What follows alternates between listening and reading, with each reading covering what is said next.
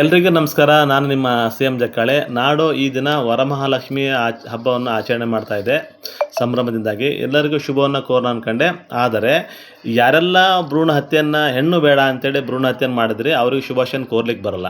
ಯಾಕಂದ್ರೆ ಮನೇಲಿ ಮಗಳಿಲ್ಲ, ಇನ್ನು ಮಗ ಇದ್ದಾನೆ, ಸೊಸೆ ಬಂದು ಪೂಜೆ ಮಾಡ್ತಾ ಅನ್ನೋಕ್ಕೆ ಹೆಣ್ಣು ಸಂಖ್ಯೆ ಕಮ್ಮಿ ಇದೆ, ಯಾರೂ ಮಗನಿಗೆ ಹೆಣ್ಣನ್ನು ಕೊಡ್ತಾಯಿಲ್ಲ. ಇನ್ನು ಅಕ್ಕಪಕ್ಕ ಮನೆಯಲ್ಲಿದ್ರೆ ಉಳಿದುಂಬಿಸ್ಕೊಳ್ಳಿಕ್ಕೆ ಬನ್ನಿ ಅಂತ ಕರೀತಾರೆ. ನೀವು ಹೋಗೋ ಸ್ಥಿತಿಲಿದ್ರೆ ಹೋಗ್ಬೋದು, ಇಲ್ಲ ಅಂದರೆ ಅದು ಇಲ್ಲ. ಕೆಲಸ ನಿಮ್ಮ ಮನೆಗೆ ಬರ್ಲಂಗೆ ಹೋಗಿರ್ತಾರೆ. ಈ ಒಂದು ನೋವು ನೀವು ಅನುಭವಿಸ್ತೀರಿ. ಹಾಗಾಗಿ ಈ ಸಂದರ್ಭದಲ್ಲಿ ನಾನು ಅದನ್ನು ಶುಭಾಶಯನ ಕೋರ್ಲಿಕ್ಕಾಗಲ್ಲ. ಬಟ್ ನಿಮ್ಮ ಮನಸ್ಸಲ್ಲಿ ಒಂದು ವರಮಹಾಲಕ್ಷ್ಮಿಗೆ ಒಂದು ವರವನ್ನು ಕೇಳಿ, ಹೆಣ್ಣು ಭ್ರೂಣ ಹತ್ಯೆ ನಿಯಂತ್ರಣ, ಮಕ್ಕಳ ಹಕ್ಕು ರಕ್ಷಣೆಗೋಸ್ಕರವಾಗಿ ಆಯುಷ್ಮಾನ್ ಡಾಕ್ಟರ್ ಹೆಸರಲ್ಲಿ ಯೋಜನೆ ಸಿದ್ಧಪಡಿಸಿ 2014 ರಾಜ್ಯ ಸರ್ಕಾರಕ್ಕೆ ಸಲ್ಲಿಕೆಯನ್ನು ಮಾಡಿ ಸೂಕ್ತ ವರದಿಯನ್ನು ಕೇಂದ್ರ ಸರ್ಕಾರ ನೀಡಿ ಅಂತ ಕೇಳಿದ್ದೇನೆ. ಆ ಒಂದು ಯೋಜನೆ ವರದಿಯನ್ನು ರಾಜ್ಯ ಸರ್ಕಾರ ನೀಡಲಿ ಮತ್ತು ಕೇಂದ್ರ ಸರ್ಕಾರದ ಯೋಜನೆ ಜಾರಿ ತಂದು ಗರ್ಭಿಣಿಗೆ ಒಂದು ಡಿಜಿಟಲ್ ಕೋಡ್ ಕೊಡತಕ್ಕಂಥ ಯೋಜನೆ ಜಾರಿ ತಂದು ಪೂರಕವಾಗಿ ಇರ್ತಕ್ಕಂಥ ಕಾಯ್ದೆಗಳನ್ನು ಸಂವಿಧಾನ ತಿದ್ದುಪಡಿ ಮಾಡಲಿ ಅಂತಕ್ಕಂಥ ಒಂದು ಹಾರೈಕೆಯನ್ನು, ಒಂದು ವರವನ್ನು ಬೇಡ್ರಿ. ತನ್ಮೂಲಕ ಒಂದು ಒಳ್ಳೆಯ ಒಂದು ರಾಷ್ಟ್ರವನ್ನು ಕಟ್ಟಲಿ ಆಗುತ್ತೆ. ಇಲ್ಲ ಅಂದರೆ 2047ಕ್ಕೆ ಭಾರತ ಸ್ವತಂತ್ರವಾದ 100 ವರ್ಷ ಆಗುತ್ತೆ.